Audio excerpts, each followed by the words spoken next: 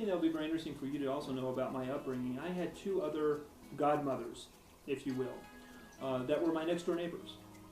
Polly Boswell was one of my neighbors on the right side of my home on Marquis Circle West. She was married to Herman Boswell, who was a very prominent real estate guy in Arlington.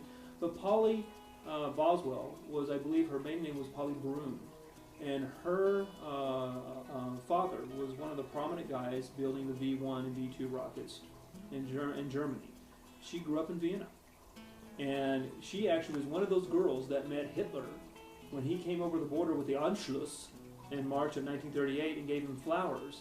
And according to her, he picked her up and gave her a hug, and she said she'd never be in love with another man at that level ever again. And she still, when I was a young man, would talk about that with reverence, saying, you know, if he had just done away with that anti-Semitism, he'd been one of the greatest politicians Germany ever had. So that's one side of my neighborhood, if you will. And she taught me how to play chess. She taught me how to fish. She taught me German. Helped me a lot with my German. She helped me a lot with my French. She was fluent in French. My other next door neighbor is Miss Brisset, Charlotte Brisset. Draga was her real name. She grew up in Slovenia. And her relatives, as well as she, was in Tito's partisans. And growing up with her, she was my godmother, my botra mama. I've been over to Bled, Slovenia, is where she's from, several times. But she was the one woman that had one of the most profound impacts of my childhood, because she was the only one that put the fear of God in me.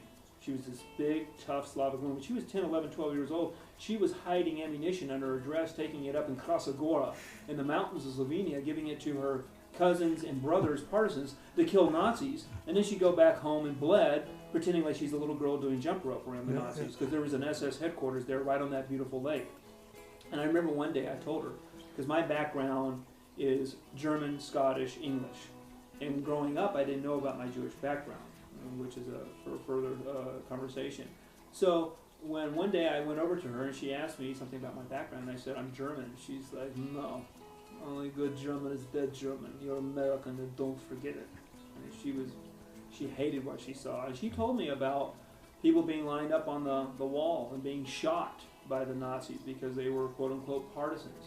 She remembered how devastated she was when Yugoslavia at that time was invaded and how mean the Germans were. A couple of her brothers were actually drafted in the Wehrmacht, the German military, and had to serve on the Russian front, while the other brothers are up in the mountains fighting the Nazis as partisans.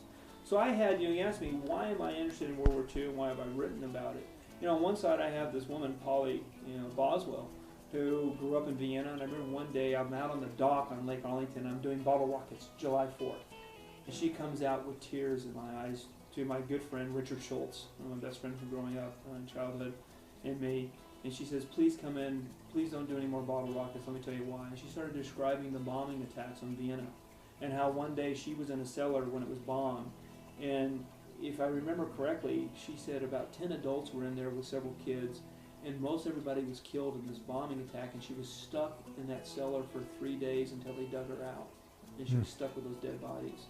And for an hour and a half to 2 hours that night, instead of us doing bottle rockets, she was telling us about the terror of the bombing raids and how horrible it was in Vienna in the 44 and 45 time frame when she was there.